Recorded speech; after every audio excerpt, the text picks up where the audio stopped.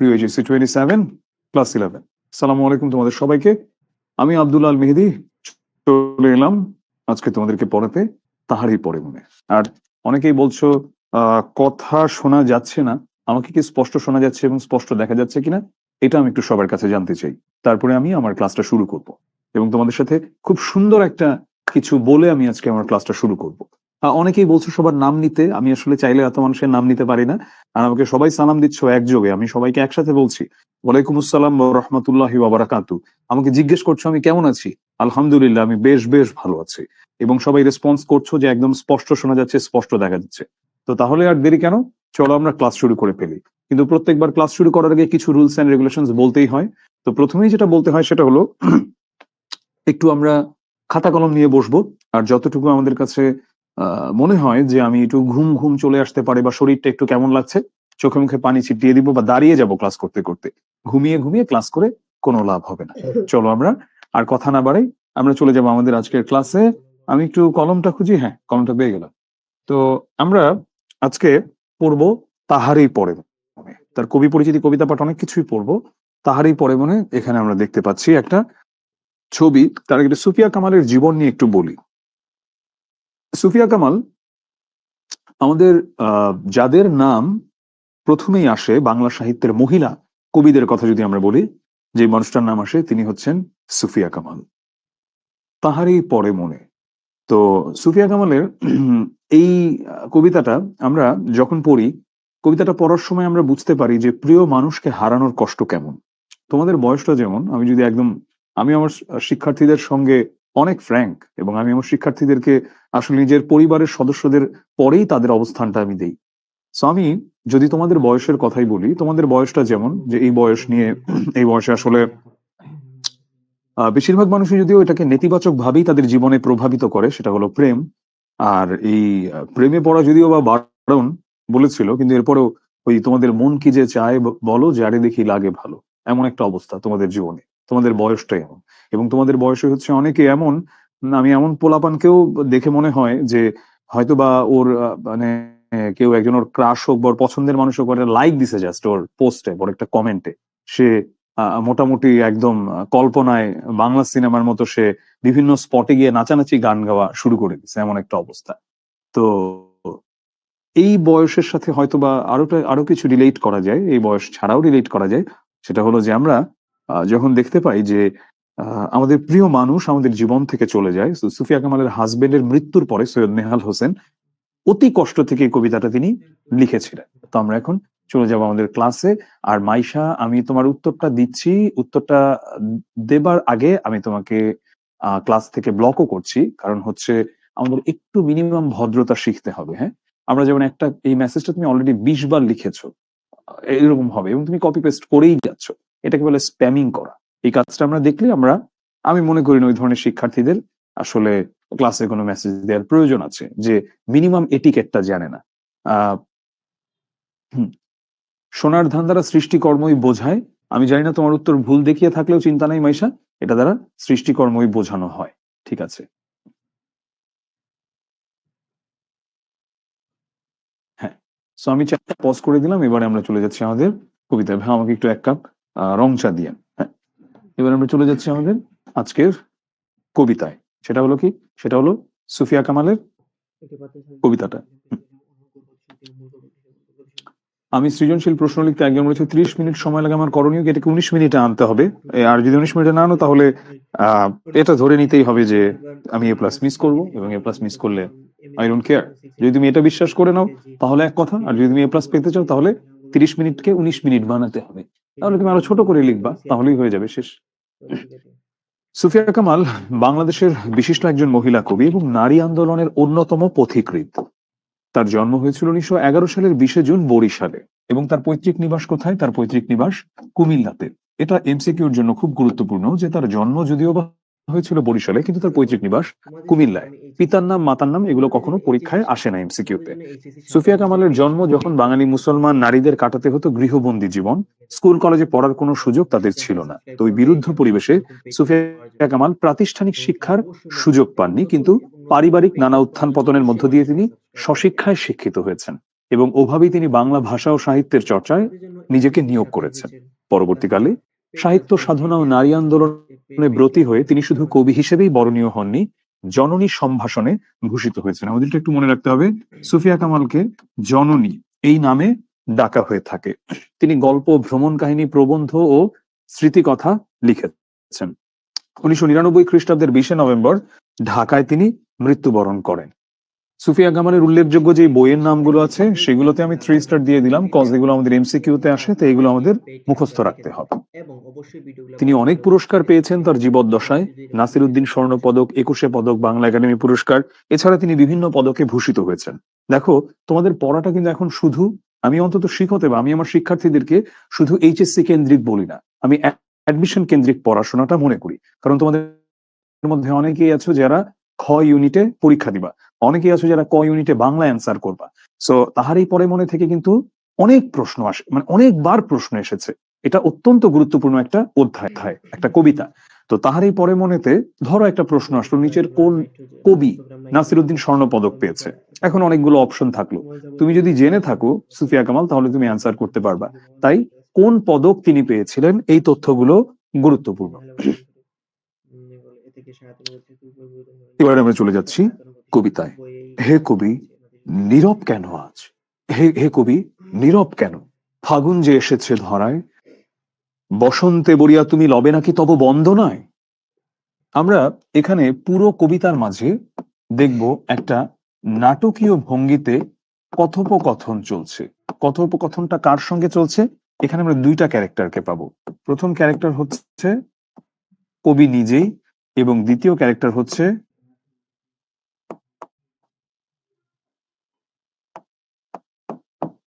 কবি ভক্ত। এখানে কবি ভক্তের সঙ্গে কবির একটা কথোপকথন আমরা চলতে শুনবো, যেখানে দেখতে পাবো কবি একটা কথা বলছেন, কবি ভক্ত একটা কথা বলছে, কবি ভক্ত একটা প্রশ্ন করছে, কবি একটা উত্তর দিচ্ছে, এভাবে চলতে থাকবে। হে কবি, নীরব কেন? ফাগুন যে এসেছে ধরায়। নীরব কেন? কবিকে এই প্রশ্নটা জিজ্ঞেস করলো কবি ভক্ত। ফাগুন বলতে মূলত এখানে ফাল্গুন মাসের কথা বোঝানো হচ্ছে।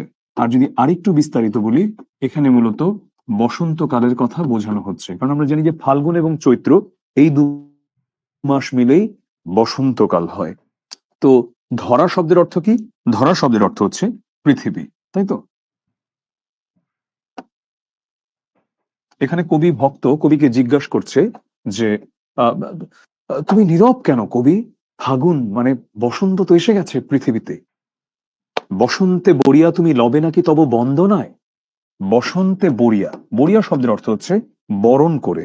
তো কবিকে জিজ্ঞেস করছে কবি ভক্ত, বসন্তে বরিয়া মানে বসন্তকে কি তুমি বরণ করে নেবে না? তুমি লবে না, লবে মানে হচ্ছে নেবে।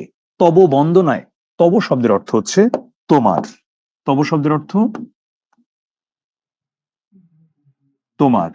বন্দনা শব্দের অর্থ কি? বন্দনা শব্দের যদিও মূল অর্থটা হচ্ছে, সাধারণত বন্দনা ব্যবহৃত হয় পূজা অর্চনা এই অর্থে, কিন্তু এখানে আসলে বন্দনা বলতে বোঝাচ্ছে সাদর সম্ভাষণ জানিয়ে, উষ্ণ অভ্যর্থনা জানিয়ে। বসন্তকে কি তুমি বরণ করে নেবে না কবি? পৃথিবীতে ফাগুন এসে গেছে, বসন্তকে কি তুমি বরণ করে নেবে না? এটা জিজ্ঞেস করছে কবিকে। কহিল সে স্নিগ্ধ আখি তুমি। আখি শব্দের অর্থ কি? আখি শব্দের অর্থ চোখ, সরি, আখি শব্দের অর্থ চোখ, আমি ভুল উচ্চারণ করে ফেলেছিলাম। আখি শব্দের অর্থ চোখ। কহিল সে স্নিগ্ধ আখি তুলি, চোখ তুলে সে বলল, দক্ষিণ দুয়ার গেছে খুলি। দক্ষিণ দুয়ার গেছে খুলি, দক্ষিণা বাতাস এই শব্দটার সঙ্গে আমরা সবাই কম বেশি পরিচিত।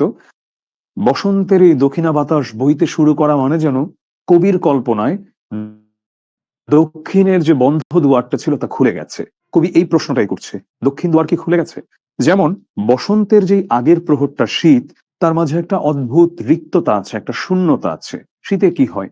গাছের পাতা সব ঝরে যায় এবং সেই শুকনো পাতার উপর দিয়ে হাঁটলে মর্মর শব্দ হয়, এবং সব কিছুর মাঝে একটা আলস্য, একটা নিস্তব্ধতা।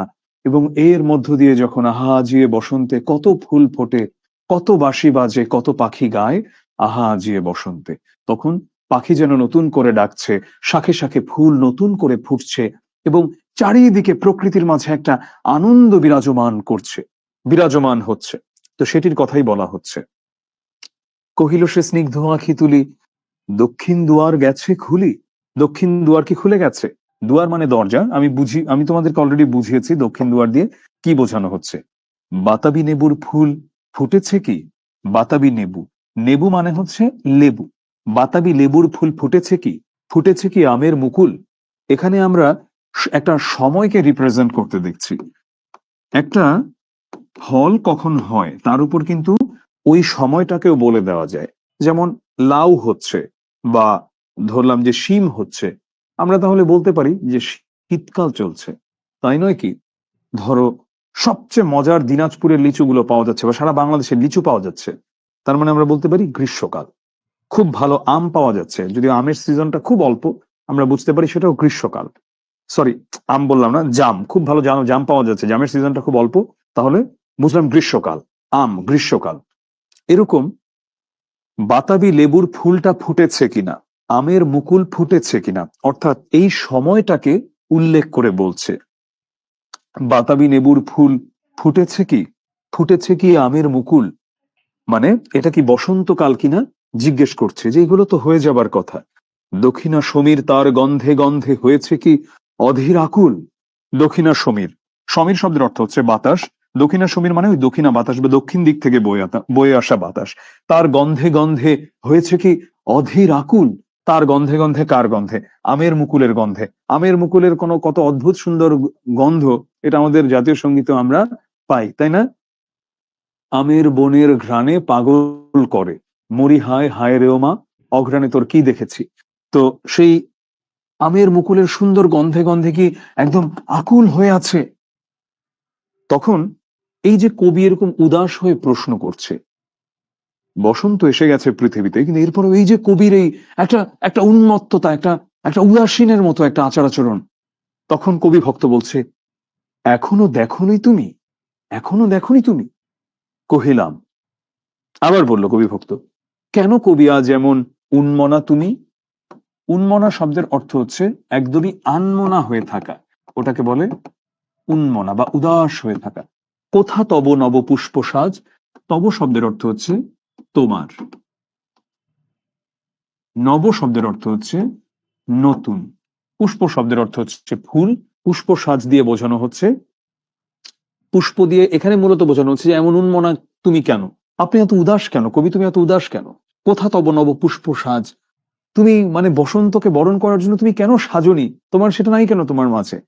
পহেলা বৈশাখে যেমন বাঙালি নিজেকে সাজিয়ে নেয়, কিংবা আমরা যখন ধরো ঈদে যেমন নিজেকে সাজিয়ে নেই, ঈদের আগমন আমাদের জামা কাপড় আচার আচরণের মধ্য দিয়ে প্রকাশিত হয়, তেমনি এখানেও যেমন এটা বলছে যে তোমার সেই নতুন ফুলের সাজ কোথায়?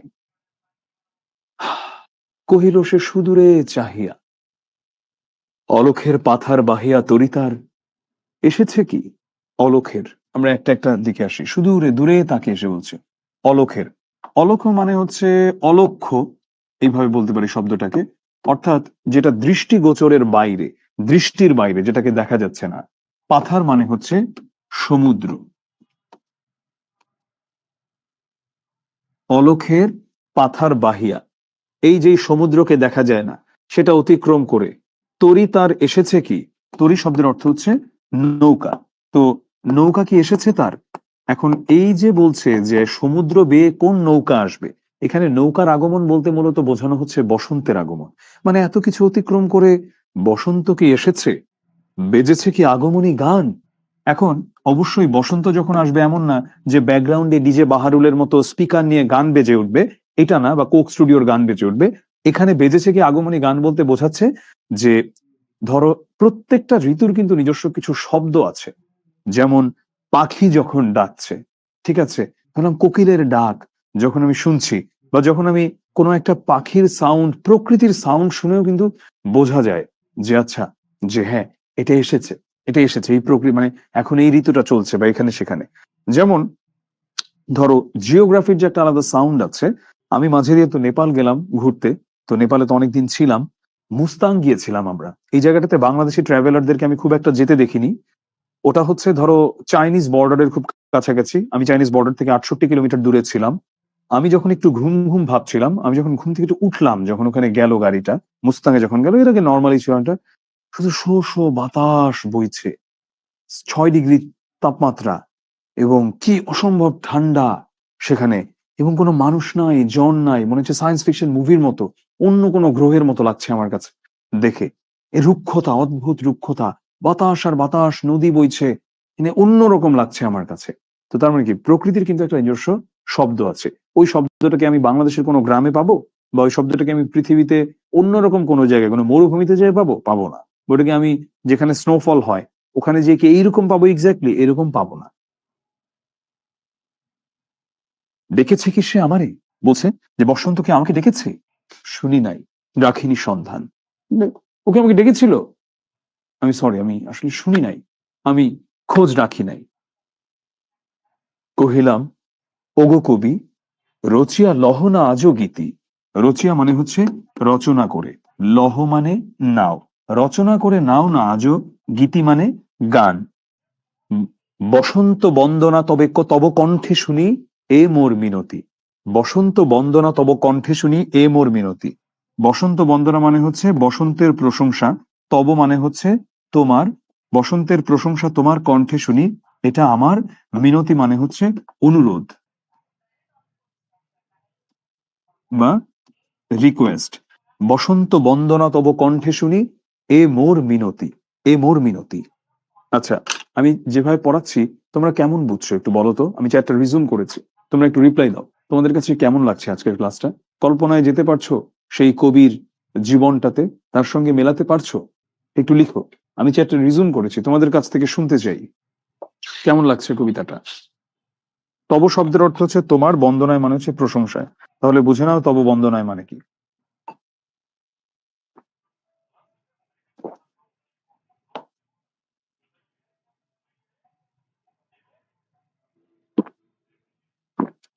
আগমনী গান মানে হচ্ছে তোমার এই যে যখন আসছে বসন্তটা, সেই বসন্ত আসার সময়ে প্রকৃতি যে নতুন সাজে সাজে, সেখানে গাছ পালা, ফুল, লতাপাতা, পাখি, সবকিছু, তো সেটা কি হয়েছে এটাই বুঝিয়েছে।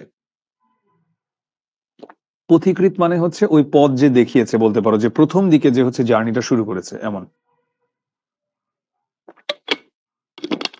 স্নিগ্ধ মানে কি, মানে ধরো কোমল, এখানে যেটা বুঝিয়েছে ওটা উদাসীন ভাবে, এরকম ভাবে এটা বুঝিয়েছে।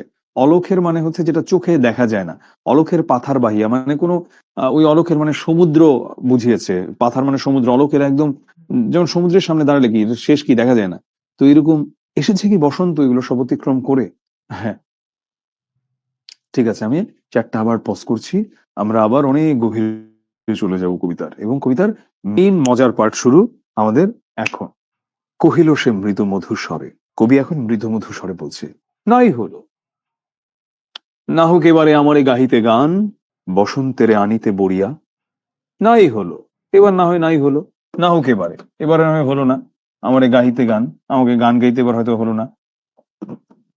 বসন্তেরে আনিতে বরিয়া মানে বসন্তকে বরণ করে আনতে, এবার না হয় আমি গান নাই গাইলাম।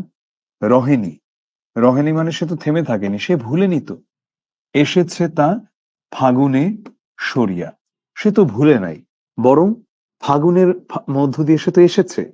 সরিয়া মানে হচ্ছে স্মরণ করে, এখানে মূলত বুঝিয়েছে, সরিয়া শব্দের অর্থ যদিও স্মরণ করে, কিন্তু এখানে বুঝিয়েছে বুঝিয়েছে যে মানে ফাগুনকে স্মরণ করে, মানে ফাগুনের মধ্য দিয়ে সে তো এসেছে, এটাই বুঝিয়েছে। আর বরিয়া মানে হচ্ছে বরণ করে আর কি। কহিলাম, ওগো কবি, অভিমান করেছ কি তাই? যদিও এসেছে তবু তুমি তারে করিলে বৃথাই। তখন কবি যখন বলছে যে আমি না হয় বা নাই গান গাইলাম বসন্তকে বরণ করে আনতে, কই, সে তো থেমে থাকেনি, সে তো তার আগমন ভুলে যায়নি, সে তো ঠিকই ফাগুনকে স্মরণ করেই এসে গেছে। তখন কবি ভক্ত বলছে, ওগো কবি, অভিমান করেছ কি তাই? এজন্য কি তুমি অভিমান করেছ? যদিও এসেছে তবু তুমি তারে করিলে বৃথাই। যদিও এসেছে, তবু তুমি তাকে একদম বৃথাই, মানে তুমি তাকে কোনো পাত্তাই দিচ্ছ না, বা তুমি সেটাকে তোমার মতো করে বরণ করে নিচ্ছ না। কেন তুমি এমনটা করছো না? তো কেমন এমনটা হচ্ছে?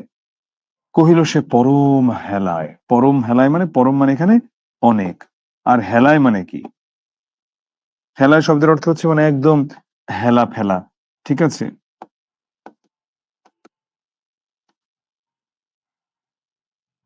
একদম হেলা ফেলা। কহিল সে পরম হেলায়, বৃথা কেন? ফাগুন বেলায় ফুল কি ফোটেনি শাখে? পুষ্পারতি লভেনি কি ঋতুর রাজন? মাধবী কুড়ির বুকে গন্ধ নাহি, করে নাই অর্ঘ্য বিরোচন। সে মানে একদম পরম হেলায়, তার এগুলো যেন কোনো কিছুই গায়ে লাগছে না। সে বলছে বৃথা কেন? না, এটা বৃথা না তো, বৃথা কেন বৃথা হবে? ফাগুন বেলায় মানে এই ফাল্গুনের ওই সময়টাতে ফুল কি ফোটেনি শাখে? ফুল তো ফুটেছে, তার কথা যে ফুল তো ফুটেছে শাখায় শাখায়। পুষ্পারতি লভেনি কি ঋতুর রাজন? ঋতুর রাজন মানে ঋতুরাজকে বোঝানো হয়েছে। ঋতুরাজ বসন্তকে বোঝানো হয়েছে। পুষ্পারতি মানে পুষ্পের আরতি। আরতিটা কি? আরতি হচ্ছে যেটা পূজাতে নিবেদন করা হয়, মানে যেই পুষ্পটা বা যেটাই হচ্ছে পূজাতে নিবেদন করা হয়। পুষ্পারতি, পুষ্প এবং আরতি দুটো শব্দ এখানে রয়েছে। মানে পুষ্প মানে ফুল, আর আরতি মানে তো বললাম যেটা নিবেদন করা হয়। তো পুষ্পারতি লভিনী কি? লভিনী মানে লাভ করে নাই কি বা পায় নাই কি? ঋতুর রাজন। এখন এখানে তাকে মানে বসন্ত তো আর কোনো দেবতা নয় যে বসন্তের কাছে গিয়ে হচ্ছে মানে ধরো পুষ্প আরতি দিচ্ছে। এখানে মূলত বুঝিয়েছে যে প্রকৃতি কি নিজেকে এরকম ফুলে পুষ্পারতি মানে ফুল ফোটার মধ্য দিয়ে নিজেকে সজ্জিত করে কি বসন্তকে আরতি করে নাই, এটাই বলছে। পুষ্পারতি লভিনী কি ঋতুর রাজন? পুষ্প মানে কি? ফুল। মাধবী কুঁড়ির বুকে গন্ধ নাহি, মাধবী ফুল, সেই ফুলের কুঁড়ির বুকে কি কোনো গন্ধ নেই? করে নাই অর্ঘ্য বিরোচন। করে নাই অর্ঘ্য বিরোচন বলতে হচ্ছে আহ এই পূজার অর্ঘ্য মানে কি আগে জানতে হবে।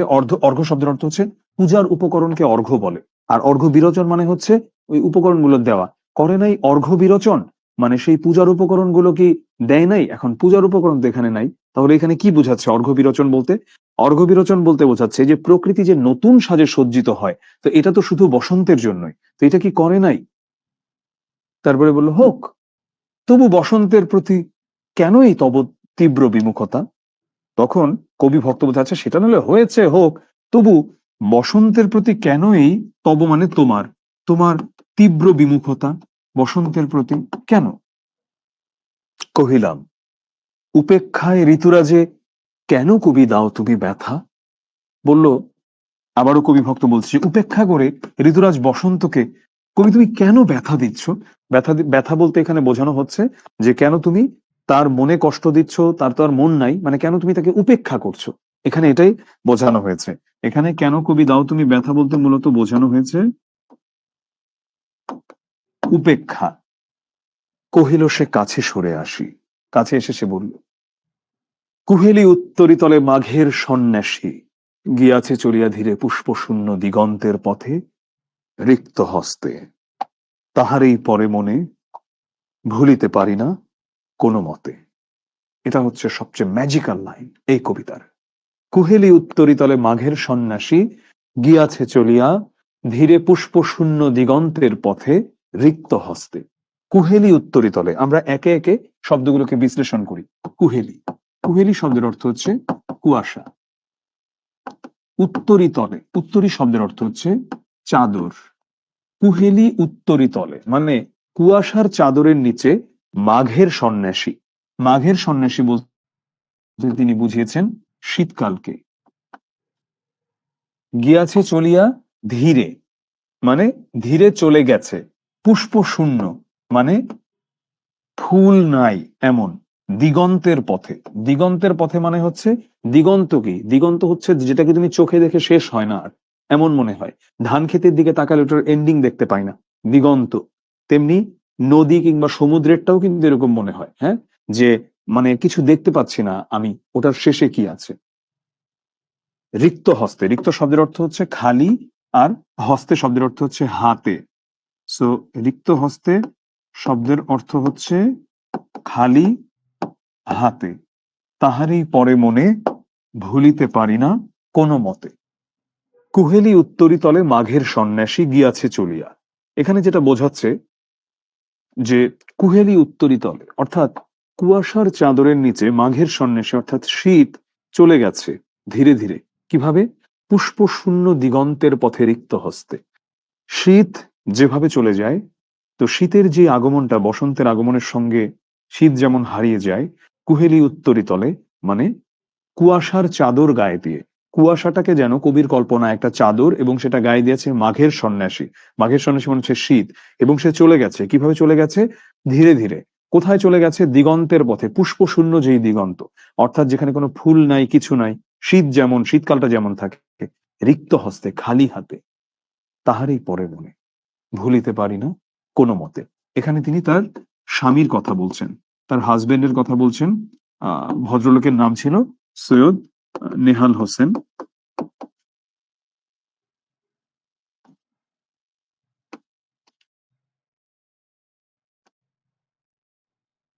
সৈয়দ নেহাল হোসেন। সো আমি আসলে তোমাদেরকে একটা কথা বলি কি, মানুষ যখন এইরকম একটা কষ্টের মধ্য দিয়ে যায়, মানে তার প্রিয় মানুষের মৃত্যু হয়, ওই সময়ে আশেপাশে কি হচ্ছে না হচ্ছে সেটা আসলে তাকে কোনোভাবেই আনন্দ দেওয়া বা বা অনেক একটা মানে মজার একটা অনুভূতি সৃষ্টি করা, এগুলো আসলে হয় না। যেমন আমার নিজের মা গত কুরবানির ঈদের দিন মৃত্যুবরণ করেছেন। ফজরের নামাজের একটু আগে তার মৃত্যু হয়েছে, আল্লাহ ওনার কাছে নিয়ে গেছেন তাকে। এখন ওই ঈদটা আমাদের জন্য কি কোনোভাবে আনন্দের দিন ছিল? আনন্দের দিন ছিল না। তো আবার মানে আমাদের বাসায় আমরা তো কুরবানি ওই দিন দিতেও পারি না, আমরা পরে কুরবানি দিয়েছি। কুরবানি তো ৩ দিন দেওয়া যায়। সো আমরা পরে কুরবানি দিয়েছি। কেন আমরা পরে কুরবানি দিয়েছি? কারণ আমাদের কাছে তো আসলে ওই দিনটা কোনো আনন্দের দিন হিসেবে ছিল না। জীবনের সবচেয়ে কষ্টের দিন ছিল। তিনি চিরতরে আমাদের ছেড়ে চলে গেছেন। এখন এই যে তার চলে যাওয়া, বা এই যে তার শেষ সময়টা, তো দেখো, এই সৈয়দ নেহাল হোসেন চলে গেছেন, তার প্রিয় স্বামী। যেই সময়টাতে পড়াশোনা করারও কোনো সুযোগ ছিল না, এই স্বামী তো তাকে আসলে এভাবে আজকে সুফিয়া কামাল হবার পেছনে এত বড় ভূমিকা রেখেছিলেন। সেই সৈয়দ নেহাল হোসেন আর পৃথিবীতে নাই। তো বসন্ত আসলো কি গেল, তার কাছে কিছুই আর যায় আসে না। এজন্যই তিনি বলছেন, তাহারই পরে মনে ভুলিতে পারি না কোনো মতে। চ্যাটটা আমি ওপেন করছি, রিজুম করলাম। তোমাদের কাছে জানতে চাই তোমরা কেমন কি বুঝেছো কবিতাটা। কোনো প্রশ্ন থাকলে বলো। এরপরে আমরা সৃজনশীল প্রশ্ন প্র্যাকটিস করব, এবং আমাদের আরো বেশ কিছু বিষয় আছে এই ক্লাসে। কুড়ি মানে হচ্ছে যে ফুলের কুড়ি, এটার কথা এখানে বলা হচ্ছে। নূর মোহাম্মদ, নেটওয়ার্ক ডিস্টার্ব করছে তোমার ওখানে, এটা কি বলার, আমাদের এর থেকে আসলে কিছু করারও নাই। লভেনি মানে হচ্ছে লাভ করেনি। আব্দুর রহমান, না, তুমি যেটা জিজ্ঞেস করেছো তা না, রূপক। বসন্ত বন্দনা মানে হচ্ছে বসন্তকে অনেক প্রশংসা করা, এটা বুঝিয়েছে আর কি। কবির সাথে কবির একজন ভক্ত কথা বলছে। পুষ্পশূন্য মানে হচ্ছে যেটা যেখানে মানে একদম ফুল টুল নাই, এরকম আর কি। তাহারই পরে মনে ভুলিতে পারি না কোনো মতে। বন্দনা মানে হচ্ছে প্রশংসা। আচ্ছা, এবার আমি আরো একটা কথা বলবো এটা নিয়ে। সেটা হলো, অনেকেই তোমাদের মনে একটা প্রশ্ন জেগে যে সুফিয়া কামালকে আবার বিয়ে করেছিলেন। সুফিয়া কামাল কিন্তু পরবর্তীতে আবার বিয়ে করেছিলেন। সুফিয়া কামালের বিয়েটা, এখন যে কথাগুলো বলছি একটু মন দিয়ে শুনে, এটা তোমাদের জীবনে অনেক প্রয়োজন হবে। আমার শিক্ষার্থীদের সঙ্গে আমি শুধু আসলে এই টেক্সট বইয়ের পড়া পড়াই না। একটা শিক্ষক, আমি আমার শিক্ষকদের কাছ থেকে মনে হয় যে আমি আমার পিতামাতার কাছ থেকে আমি পৃথিবীতে জন্ম নিয়েছি, ভূমিষ্ঠ হয়েছি, আর আমি আমার জ্ঞানের জন্ম নিয়েছি আমার শিক্ষকদের কাছ থেকে। এখন তোমাদের অনেকের মনে এই ধরনের প্রশ্ন আসতে পারে, উনি তাহারই পরে মনে লিখলেন, উনার হাজবেন্ডকে নিয়ে এত দুঃখের কথা বললেন, উনি আবার কিভাবে ভাই আরেকটা বিয়ে করলেন? এটা কিভাবে পসিবল হলো? আমি চ্যাটটা একটু পজ করে দিচ্ছি, হ্যাঁ। উনি কিভাবে আরেকটা বিয়ে করলেন? আচ্ছা, উনি কিন্তু আরেকটা বিয়ে করেছিলেন, শুধু তাই নয়, পরবর্তীতে উনার ওই ঘরে কিন্তু বাংলাদেশের অনেক বিখ্যাত, তার মেয়ে কিন্তু বাংলাদেশের অনেক বিখ্যাত একজন মানুষ, সুলতানা কামাল। সো বাংলাদেশের মানে বেশ বেশ বেশ বিখ্যাত একজন মানুষ। সো আমি যেটা বলছিলাম সেটা হচ্ছে যে, দেখো, সুফিয়া কামাল যখন তিনি বিধবা হলেন, তখন কিন্তু তার জীবনের আরো অনেকটুকু অংশ বাকি। আমরা এটা বাঙালি সমাজে আমরা একটা অদ্ভুত ডাইলেমাতে ভুগি, বা অদ্ভুত একটা মানে দুমুখ আচরণ করি মূলত একজন বিধবার প্রতি। আমরা এই কাজটা করি। আমরা দেখা যায় যে একটা বিধবাকে এমন ভাবে আমরা ট্রিট করি, কত কষ্ট তার জীবনে, সে একা, এটা সেটা। কিন্তু যখনই সে বিয়ে করে নতুন করে আবার তার জীবনটাকে রিস্টার্ট করতে চায়, তখন আমরা সেটাকে নিয়ে আবার অনেক টিপ্পনি কাটি, আমরা আজে বাজে কথাবার্তা বলি, তার ক্যারেক্টার নিয়ে প্রশ্ন তুলি, তার আগের হাজবেন্ডের প্রতি তার আসলেই ফিলিংস ছিল কিনা এগুলো নিয়ে প্রশ্ন তুলি। এই কথাগুলো পুরুষদের ক্ষেত্রে খুব একটা উঠে না, কিন্তু এগুলো নারীদের ক্ষেত্রে অনেক বেশি উঠে। পুরুষদের ক্ষেত্রে উঠে না একদম তা না, উঠে কম, নারীদের ক্ষেত্রে অনেক বেশি উঠে। তো তাহলে আমরা কি এক্সপেক্ট করি? যিনি বিধবা হয়েছেন তিনি সারাদিন সাদা শাড়ি পরে ঘুরে বেড়াবেন এবং তিনি হচ্ছেন একদম মানে একটা সাধু সন্ন্যাসীর জীবন কাটাবেন, আর তার স্বামীর শোকে শোকার্ত হয়ে তিনি তার বাকি জীবনটা কাটিয়ে দেবেন। এটা কোনো সুস্থ স্বাভাবিক মানুষের মতো চিন্তা না, এটা মানসিক অসুস্থতার চিন্তা। হুমায়ুন আহমেদের একটা বই আছে, আমি জানি না বইটা তোমরা কে কে পড়েছো, বইটার নাম হচ্ছে হিমুর হাতে পাঁচটি নীল পদ্ম। তো হুমায়ুন আহমেদ ওই বইয়ে একটা থিওরি, আচ্ছা বইটা কে কে পড়েছে একটু চ্যাটটা আমি ওপেন করলাম, খুব ইন্টারেস্টিং একটা জিনিস আজকে বলতেছি, তোমাদের বয়সের সাথে আরো বেশি যায়। তুমি একটু লিখো তো, কেউ কি বইটা পড়ছো? হিমুর হাতে পাঁচটি নীল পদ্ম, বইটা কেউ পড়ছো? পড়লে একটু কাইন্ডলি লিখো তো। হুম, বইটা লিখো তো যদি এটা কেউ পড়ে থাকো। হুম, আচ্ছা আচ্ছা আচ্ছা, কেউ কেউ পড়েছে, কেউ কেউ পড়েছে হিমুর হাতে পাঁচটি নীল পদ্ম। সো এই বইয়ে হুমায়ুন আহমেদ যেমন একটা থিওরি বলেছেন, যে থিওরিটা হচ্ছে যে একজন মানুষ তার জীবনে, মানে ছেলে হোক মেয়ে হোক, যে কোনো মানুষই তার জীবনে পাঁচটা নীলপদ্ম থাকে, এবং তিনি জীবনে যত মানুষের সাথেই তার মানে তিনি যত মানুষের সাথে প্রেম করুক আর বিয়ে করুক ভালোবাসুক যেটাই হোক, ওই পাঁচটা নীলপদ্ম সে একটা মানুষকেই দিতে পারে। পরবর্তীতে তিনি যতই অন্য কাউকে ভালোবাসুক বা বিয়ে করুক করুক হোক না কেন, ওই পাঁচটা নীলপদ্ম সে যাকে দিয়ে দেয়, এটা সে কখনোই আর অন্য কাউকে দিতে পারে না। আচ্ছা তোমরা কি এই থিওরিটা বিশ্বাস করো? বলো তো, একটু লিখো তো। হ্যাঁ, তোমরা কি এই থিওরিটা বিশ্বাস করো? একটু বলো তো।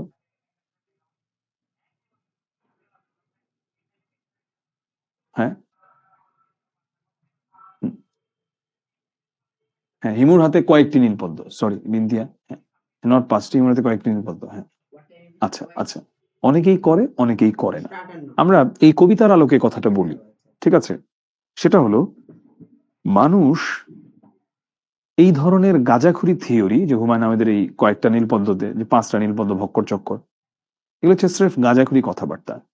এবং তুমি যদি এই লেখকদের জীবনের দিকেও তাকাও, তুমি অনেক সময়ই দেখতে পাবা যে তার জীবনে সেটার প্রতিফলন কিন্তু এমন ভাবে ঘটে নাই।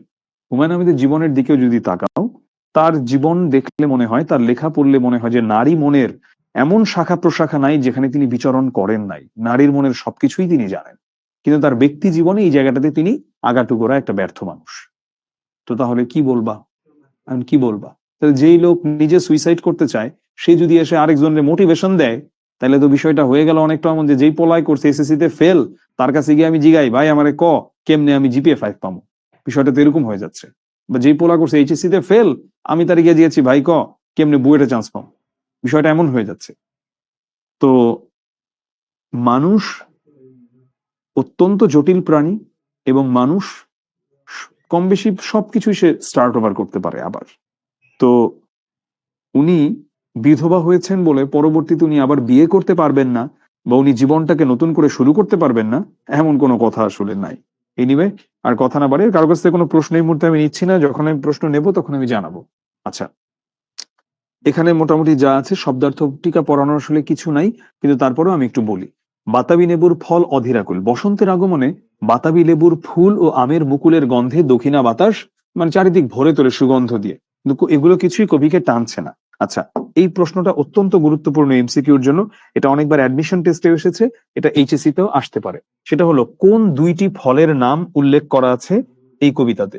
একটা হচ্ছে বাতাবি লেবু, আর একটা হচ্ছে আম। এবং টোটাল কয়টি ফলের নাম উল্লেখ করা আছে? দুইটি ফলের নাম উল্লেখ করা আছে।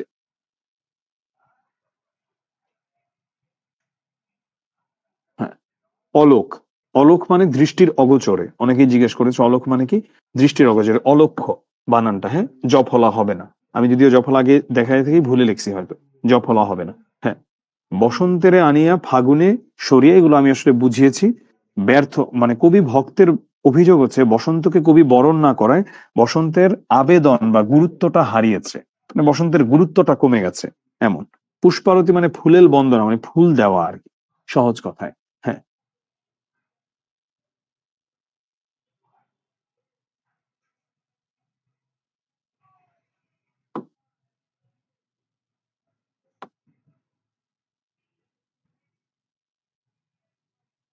তাহারই পরে মনে প্রকৃতিতে বসন্ত এলেও কবির মন জুড়ে আছে শীতের রিক্ত বিষণ্ণ ছবি।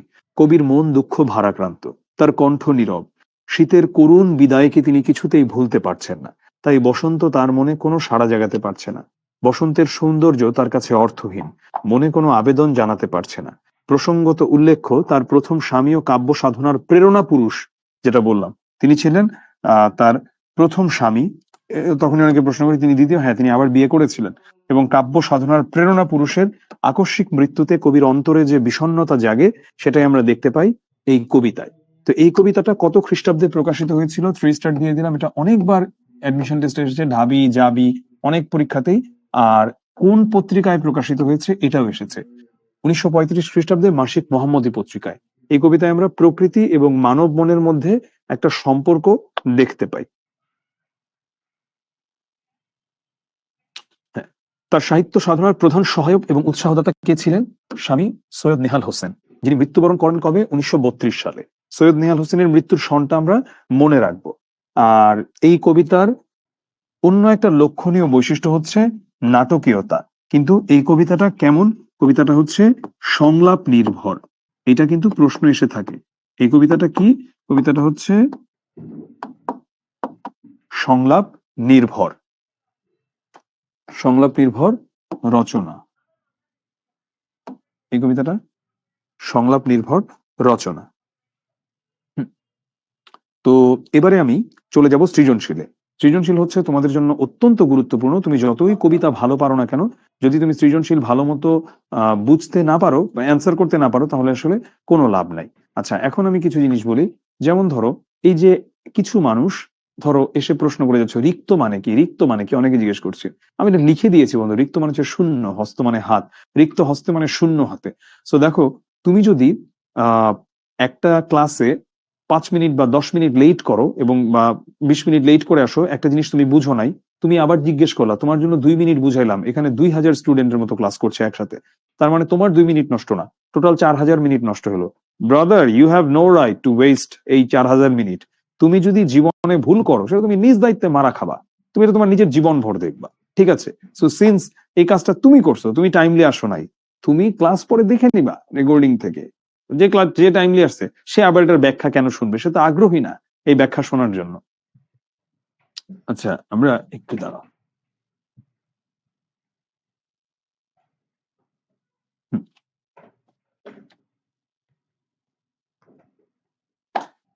আমরা এখন দেখবো সৃজনশীল প্রশ্ন আমরা কিভাবে অ্যান্সার করব। এটা আমরা একটু দেখবো। হ্যাঁ, তোমরা একটু উদ্দীপকটা পড়ো, এরপর আমি দেখাচ্ছি। এটা সবচেয়ে গুরুত্বপূর্ণ আজকের ক্লাসে, কারণ সৃজনশীল প্রশ্ন কিভাবে উত্তর করতে হবে সেটা যদি আমরা না জানি ঠিকঠাক, তাহলে আমরা পরীক্ষায় ভালো করে আসতে পারবো না। ফাহিম, টিভিটা বন্ধ হয়ে যাবে, একটু দেখো তো।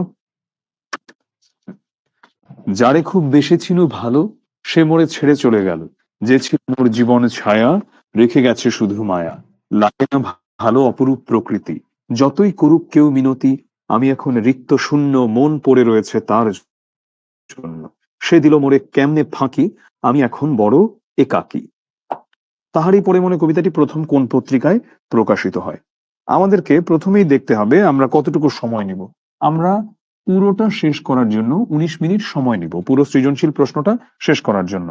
সো ক নম্বরটাতে এবং খ নম্বরটাতে উদ্দীপকের সাথে কোনো সম্পর্ক নাই এই দুইটা প্রশ্নের, এবং এই দুইটা প্রশ্ন হচ্ছে আমাদেরকে মুখস্থ লিখতে হবে।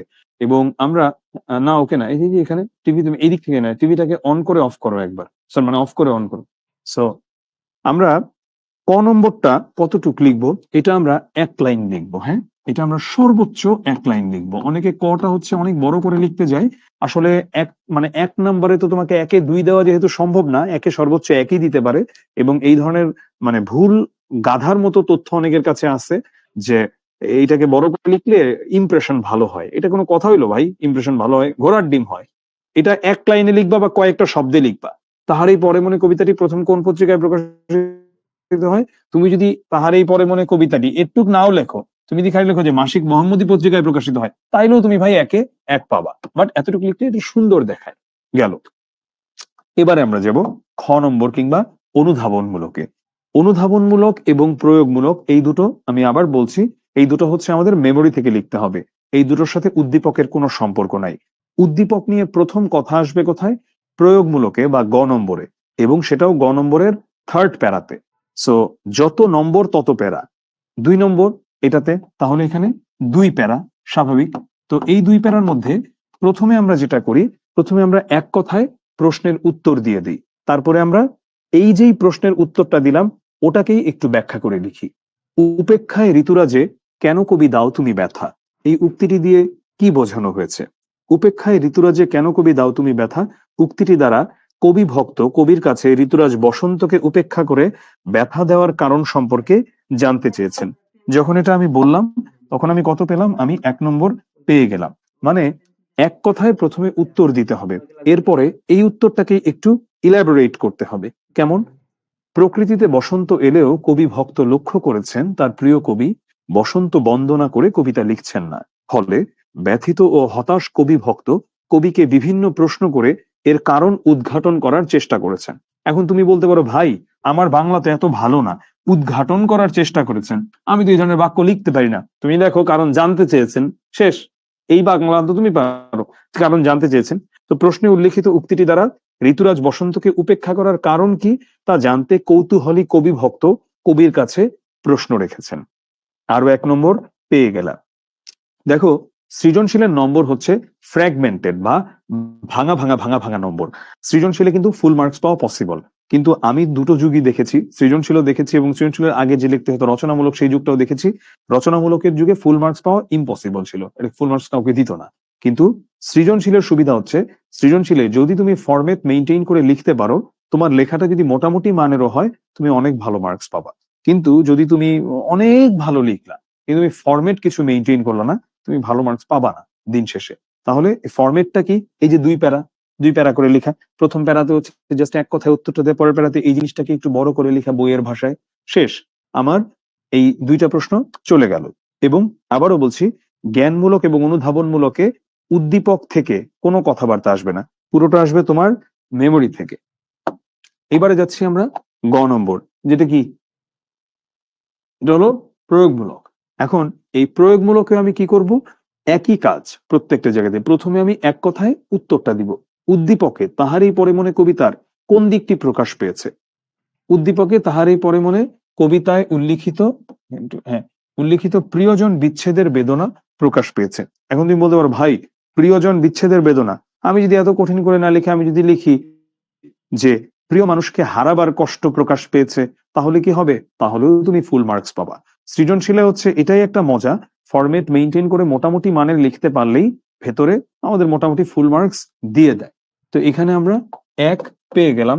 এইবারে আমরা কি করব? একইভাবে ওই অনুধাবনমূলকের মতো যেই এক কথায় উত্তরটা দিলাম সেটাকে একটু সবিস্তারে লিখবো বা সেটাকে একটু বড় করে লিখবো। তাহারই পরে মনে কবিতায় কবির ব্যক্তি জীবনের দুঃখময় ঘটনার ছায়াপাত ঘটেছে। স্বামী সৈয়দ নেহাল হোসেনের আকস্মিক মৃত্যুতে কবির জীবনে নেমে আসে গভীর শূন্যতা। তার ব্যক্তি জীবনও কাব্য সাধনা তাই বিষণ্ণতার গাঢ় আধারে ঢেকে যায়। সেই গভীর দুঃখ বোধই ফুটে উঠেছে আলোচ্য কবিতার পংক্তিমালায়। এটাকে আমরা কি লিখবো? এখানে আমি 1 নম্বর দিয়ে দিলাম, 1 আর 1, অর্থাৎ এই লাইনটাকে আমি নিজের ভাষায় একটু বড় করে লিখেছি। ঠিক আছে, এই লাইনটাকে আমি নিজের ভাষায় একটু বড় করে লিখেছি। এবারে আমরা কি করব? এবারে আমরা উদ্দীপকের সাথে মূল কবিতার একটা তুলনা দেখাবো। প্রথমে আমরা উদ্দীপকের কথা বলবো, তারপরে আমরা মূল কবিতার তুলনা দেখাবো। এটা হচ্ছে আমার প্রয়োগমূলক প্যারা। এই জায়গাতে আমি কাহিনী করছি কি? এই জায়গাতে আমি কাহিনী যেটা করছি সেটা হলো, আমি আমার এই উদ্দীপকটা কি নিয়ে কথা বলছে আর আমার মূল কবিতাটা কি নিয়ে কথা বলছে, দুটোর মধ্যে একটা তুলনা করব। উদ্দীপকের কবিতাংশে স্বজন হারানোর বেদনা প্রকাশ পেয়েছে। কবি যাকে খুব ভালোবাসতেন তিনি কবিকে ছেড়ে চলে গেছেন। কবির কাছে এ জীবন তাই অর্থহীন মনে হয়, সবকিছুতেই তিনি কেবল শূন্যতাই খুঁজে পান। অতি প্রিয় মানুষের বিচ্ছেদ তাকে বড় নিঃসঙ্গ করে দিয়েছে। উদ্দীপক নিয়ে কথা হয়ে গেল, শেষ। এইবারে আমরা কবিতা নিয়ে কথায় চলে গেলাম। তাহারই পরে মনে কবিতাতেও একই অনুভূতির অনুরণন ঘটেছে। তুমি বলতে, আবারও বলছি, তুমি দরকার নেই অনুরণন ঘটেছে লেখা, তুমি লেখা তাহারই পরে মনে কবিতাতেও আমরা একই অনুভূতি দেখতে পাই। শীতের রিক্ততার স্মৃতি বারবার মনে পড়ায় কবি ঋতুরাজ বসন্তের আগমনকে স্বতঃস্ফূর্তভাবে গ্রহণ করতে পারেননি। অর্থাৎ প্রিয়জন চলে যাওয়ার বিষাদময় অনুভূতি উদ্দীপকের কবিতাংশ এবং আলোচ্য কবিতার মূল সুর। তুমি এখানে আরো 1 নম্বর পেয়ে গেলা, তাহলে 1 যোগ 1 যোগ 1 3 নম্বর পেয়ে গেলা। আর আমাদের এটা দেখতে হবে যে আমরা কতটুকু লিখবো এই গ নম্বরটা। আমরা ওইটা বুঝছিলাম যে ক নম্বরটা আমরা লিখবো 1 লাইন, আর এটা 2 প্যারা লিখবো, ভালো কথা। তো 2 প্যারাটা আমরা কতটুকুতে লিখবো? এটা হচ্ছে আমরা আধা পৃষ্ঠা নেব।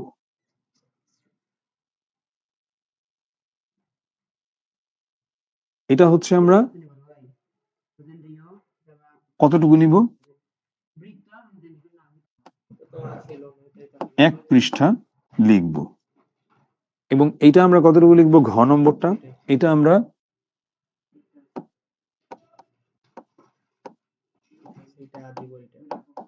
1.5 পৃষ্ঠা লিখব।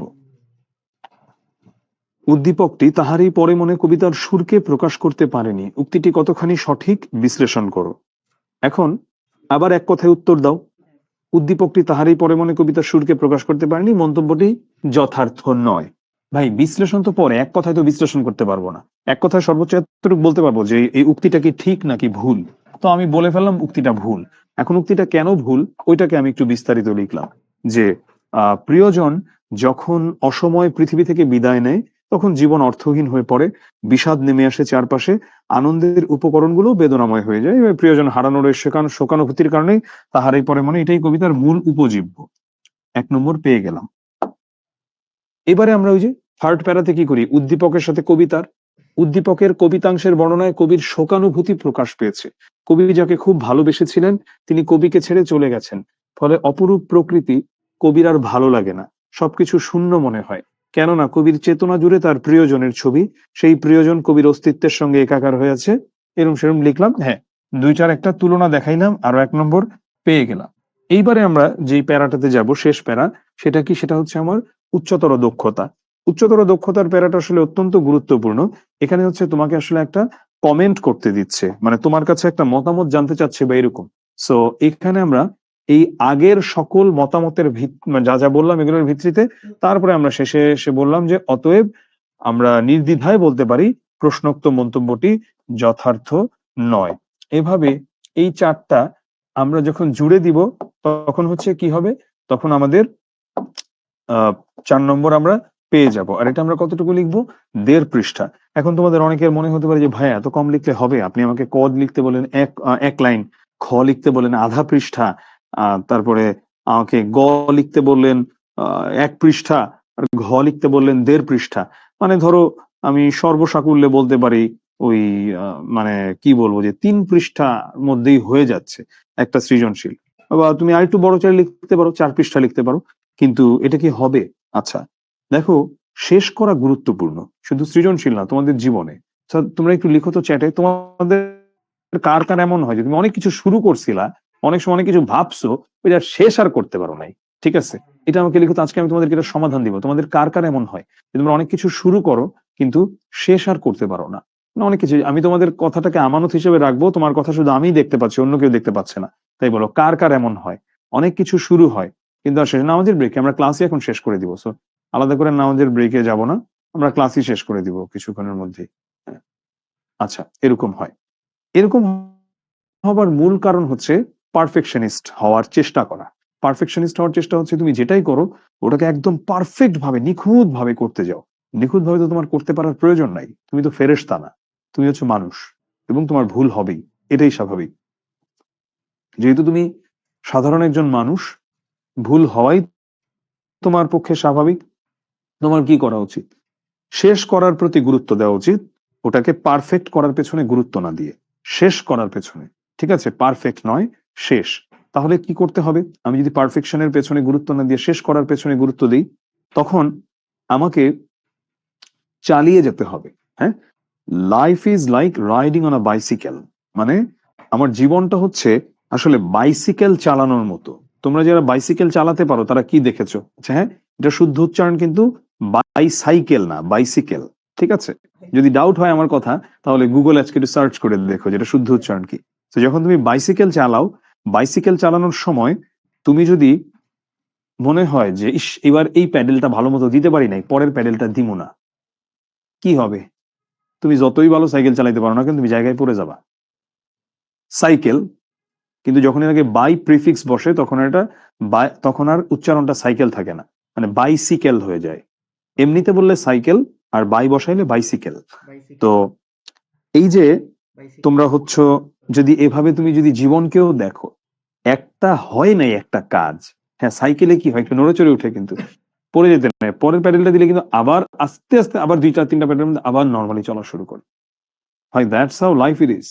তুমি জীবনে অনেক বড় পাপ কাজ করতে পারো, আল্লাহ তো বলেছেন তোমাকে পাহাড় সম পাপও তোমাকে তিনি ক্ষমা করে দিতে পারেন।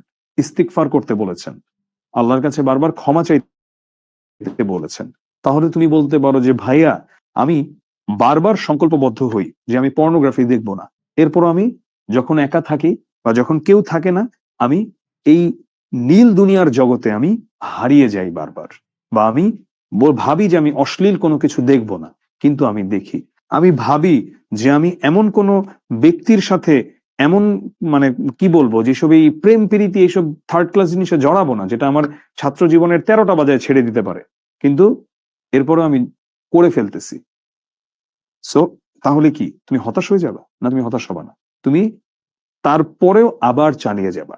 এই যে পিউরিফিকেশন বা ভালো হবার যে প্রচেষ্টা, এটা তো একটা লাইফ লং জার্নি। এটা কতদিন পর্যন্ত চলে? From cradle to the grave, একদম দোলনা থেকে কবর পর্যন্ত। তোমার যখন থেকে বুঝ হয় তখন থেকেই তো তোমার দ্বারা এমন অনেক কোনো কোনো না কোনো কাজ হয় যেটা তুমি বুঝো সেই কাজটা খারাপ। সেটা হতে পারে কোনো বান্দার সাথে, সেটা হতে পারে আল্লাহর সাথে, সেটা হতে পারে নিজের সাথে। তো তুমি কি, তারপরে কি তোমার জীবন কি শেষ? না। পিউরিফাই হবার যে জার্নিটা, মানে পিউরিফিকেশনের যে জার্নিটা, এটা একটা নেভার এন্ডিং জার্নি, চলতে থাকবে। পিউরিফিকেশনের জার্নিটা একদম আমৃত্যু চলতে থাকবে, শেষ নিঃশ্বাসের আগ পর্যন্ত ভালো হবার প্রচেষ্টা, ভালো কাজ করার প্রচেষ্টা চলতে থাকবে।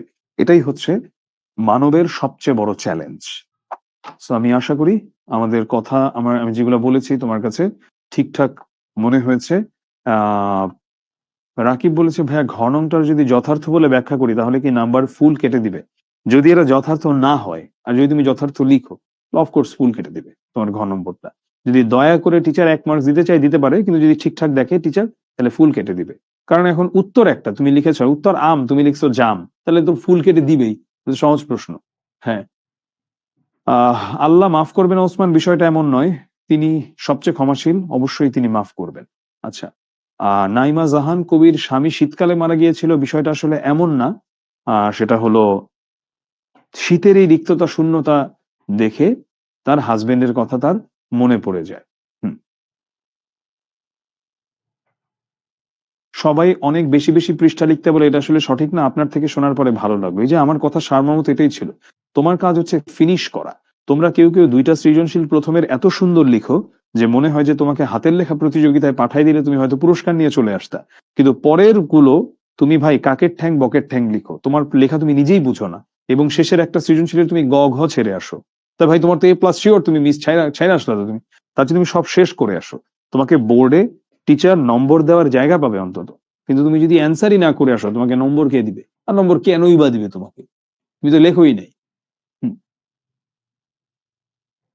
চৈতি বলেছো যে তোমার ঠাম্মি আমার ক্লাস দেখে। আম- আমি আমি আমি ধন্য। থ্যাংক ইউ, থ্যাংক ইউ চৈতি, এবং আহ চৈতির দাদিমাকে। হ্যাঁ, আচ্ছা। কোথা তব নব পুষ্পসাজ, মার্জিয়া এই প্রশ্নটা করেছে। কোথা তব নব পুষ্পসাজ? দেখো, আমি বলেছিলাম যে পার্বণে বা যে কোনো উৎসবে আমরা কিন্তু নিজেদেরকে সাজাই। আমরা বাংলাদেশে যতটা বুঝি, আমি পশ্চিমবঙ্গে যখন যাই তখন আরো বেশি বোঝা যায়। স্পেশালি কলকাতাতে পূজার সময় মানুষ কত কিছু কেনে, তেমনি ঈদের সময় আমরা বাংলাদেশে দেখি। আবার একই দৃশ্য হয়তোবা পশ্চিমা বিশ্বে গেলে ক্রিসমাসের সময় দেখা যাবে। ঠিক আছে? তো পহেলা বৈশাখের সময় অনেকে অনেক সাজগোজ করে। তাহলে একটা কিছুর আগমনের যেই সাজটা, এটাই কবি ভক্ত বলছেন যে কবি, তুমি বসন্তের জন্য কেন সেভাবে নিজেকে সাজিয়ে তুলছো না? এরকম।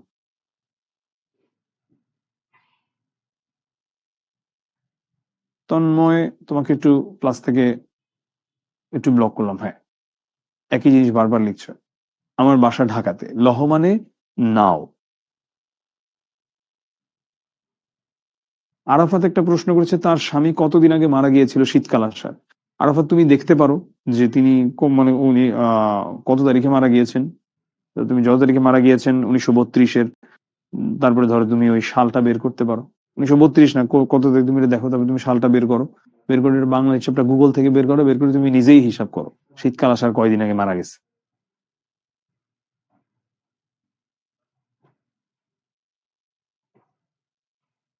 হাসিবুল হাসান এই কথাটা এক্স্যাক্টলি আমি বলতে পারবো না, তার দ্বিতীয় স্বামী থাকা অবস্থায় উনি কবিতাটা লিখেছেন কিনা। এটা উইকিপিডিয়াতে দেখতে হবে যে তিনি দ্বিতীয় স্বামীর সঙ্গে তার বিয়েটা আহ, ঠিক কত সালে হয়েছিল। রহেনি মানে হচ্ছে যেটা রয়নি বা থাকেনি এমন। শব্দ অনেক কঠিন, ভালো করে বুঝিনি, ক্লাসটা আবার দেখবা তাহলেই হবে। আমার ওর ছোট ভাই নয় ক্লাস করে, আজকের ক্লাসটা ভালো লাগবে শিখবো যদি গ্রুপে পোস্ট করে দিও। কোমল নেত্র, নেত্র মানে হচ্ছে চোখ। হ্যাঁ, উপজীব্য মানে হচ্ছে মূল বিষয়। Thank you Zeenat. আমি বলছিলাম ক্লাসটা শুরু করার সময় আজকে একটা কবিতার কথা, সেই কবিতাটা দিয়েই হচ্ছে আমার মনে হয় যদি আজকের ক্লাসটা শেষ করা যায় তাহলে সবচেয়ে ভালো হয়। প্রিয়জনের বেদনার কথা বলছিলাম, তো সেই প্রিয়জনের বেদনা কেমন হতে পারে এটা নিয়েই ছিল কবিতাটা। কবিতার লেখা হচ্ছে লতিফুল ইসলাম শিবলির প্যারিসের চিঠি। আমি বলছিলাম যে এটা নিয়ে পরবর্তীতে জেমস একটা গান করে, যেই গানটা হচ্ছে প্রিয় আকাশী। তো সেই কবিতাটা থেকে আমরা অল্প একটু দেখি, কবিতাটা যদি আমি একটু অল্প একটু কবিতাটা যদি আজকে একটু ক্লাসে বলা যায় তাহলে হয়তো বা ভালোই লাগবে। তার আগে আমি দেখি তোমাদের কিছু কিছু প্রশ্ন আমি নিতে থাকি। পরীক্ষায় বানান ভুল হলে নাম্বার কম দিবে, অফকোর্স কম দিবে, এটা তো কোনো ডাউট নাই। কুহেলি উত্তরিতলে মাঘের সন্ন্যাসী অলরেডি একবার বুঝিয়েছি, কুয়াশার চাদর গায়ে দেওয়া শীতকে বুঝিয়েছে। হ্যাঁ, আমাদের কলেজও ভাইয়া আপনার মতো বলে পৃষ্ঠা দেখে নাম্বার দেয় না, মূল কথা দেখে। ঠিক, অফকোর্স মূল কথা দেখে। যদি পৃষ্ঠা দেখে নাম্বার দেয় ওই টিচারের যিনি খাতা দেখছেন তার সমস্যা আছে এটা। হ্যাঁ, চমৎকার আরাফাত, তোমার ছোট ভাইকে শুভেচ্ছা। সমাজকর্ম কোন লেখকের? আজিজা, এটা নিয়ে আমার ভালো আইডিয়া নাই, তাই আমি এটা নিয়ে আসলে কোনো যা জানি না তা নিয়ে কোনো কথা বলবো না। আমার বাসা হচ্ছে, যদি গ্রামের বাড়ি বলো সেটা চাঁদপুরের কচুয়াতে, আর আমি এমনিতে থাকি হচ্ছে ঢাকায়, ঢাকার খিলগাঁওয়ে থাকি আমি। ওখানে আমার পূর্ব প্রজন্মরা আছে, 40 বছর প্লাস, প্রায় 50 বছর ধরে আছে। যদিও আমরা ঢাকার মানে আমরা ঢাকাইয়া না আর কি। Thank you Rounak. দ্বিতীয় স্বামীর নাম কি নাজমুস সাকিব, তুমি উইকিপিডিয়াতে পাবা। আমি তার দ্বিতীয় স্বামী নিয়ে এখানে আসলে কথাবার্তা বাড়াবো না।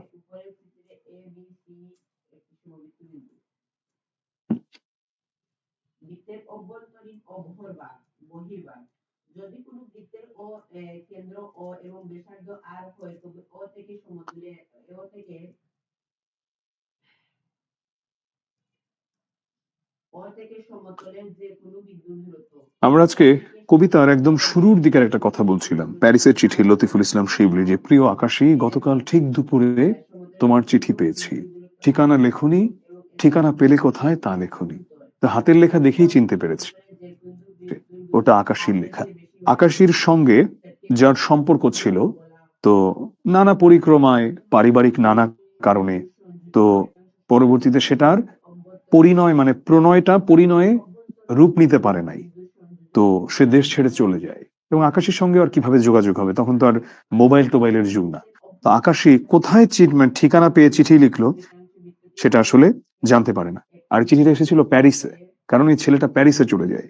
প্রিয় আকাশী, গতকাল ঠিক দুপুরে তোমার চিঠি পেয়েছি, খামের ওপর নাম ঠিকানা পড়েই চিনতে পেরেছি তোমার হাতের লেখা।